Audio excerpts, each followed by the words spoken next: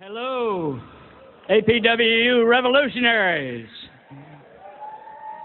Thank you, President Demonstein, for allowing a scruffy Texas populace to come in here to Disney World and join you in this postal palooza and hell-raising political hullabaloo that we're having here in Orlando. It just makes me happier than a flea at a dog show to be standing up here looking out at all of you post office paragons of public service, you champions of the common good and of good government, you corporate greed whackers and you right-wing butt kickers. That's what you are. It's just been an honor and a joy over the last 3 years to team up with Mark Demonstein and Debbie and Liz and all of you feisty APWers in this crucial fight to keep the right-wing privatizers from taking the public out of our public postal offices and taking the service out of the U.S. Postal Service. What a job you're doing. Now, Demonstein, he's uglier than a mug truck, as you can see, but he'll do for the heavy hauling. And that's what we need. That's the important thing right there, from pushing through a good contract for postal workers to pushing postal banking forward on the American agenda. APWU is showing the rest of the labor movement that it's not going to be enough to sit back in their easy chairs and be passively progressive. We've got to become aggressively progressive again, because the powers that be have turned radically regressive, running roughshod over the working families of this country.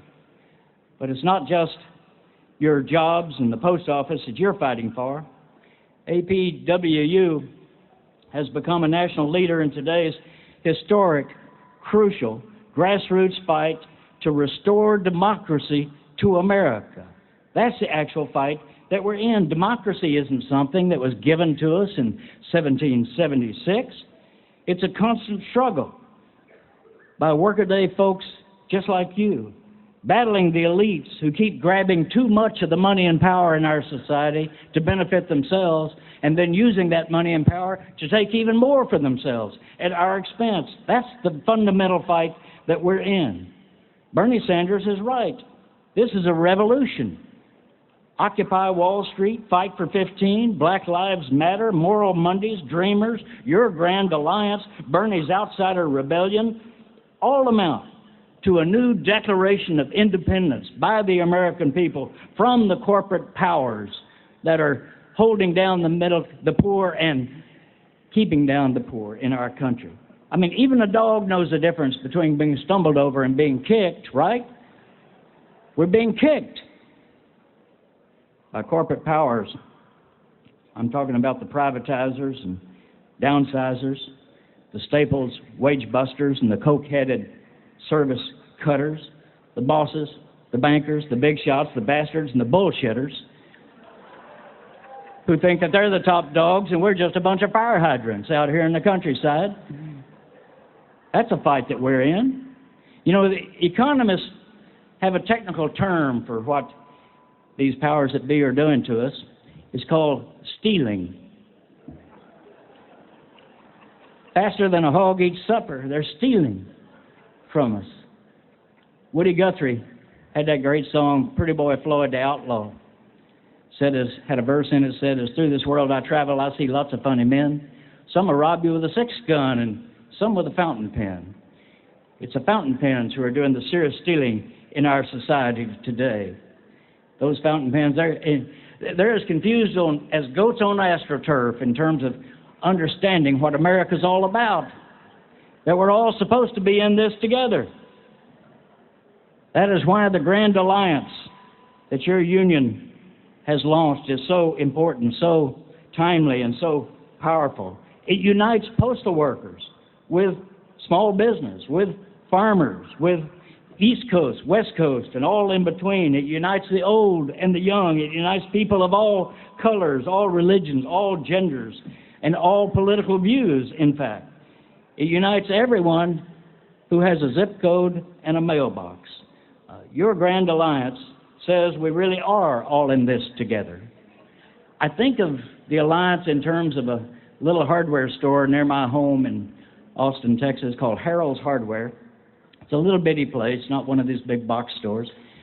But it's a great place because you don't have to buy that whole carton of nails. They'll sell you 2 nails if that's what you need. And they'll say to you, well, what are you trying to do? Well, I want to build a lectern, you might say. And they say, well, let's pencil it out here and find out what you need. They'll loan you a tool. You can take a tool home and bring it back to Harold's Hardware. And the slogan at Harold's is, together, we can do it yourself. Now, that's got to be our slogan, doesn't it? Because we can't do it ourselves, but together, we can do anything we set our minds to. We can take power back to the people. So I'm here in Orlando essentially to thank you and to say keep on keeping on, only more so. Again, we're in perilous times in this country. Democracy itself is at stake. And that means, once again, we cannot be just passively progressive. We've got to become aggressively progressive, to take on the regressive powers in our society. In fact, think of your organizing and your political work in terms of something that a late, great Southern humorist, Louis Grizzard, said. Anybody here from the South? Yeah. All right. So you know something then that Louis Grizzard knew to be true, and that is there's a big difference between being naked and being naked. Being naked, that just means you don't have any clothes on. But being naked, that means you've got no clothes on and you are up to something. So we got to get naked together and get out there and get up to something. Thank you, Brother Hightower.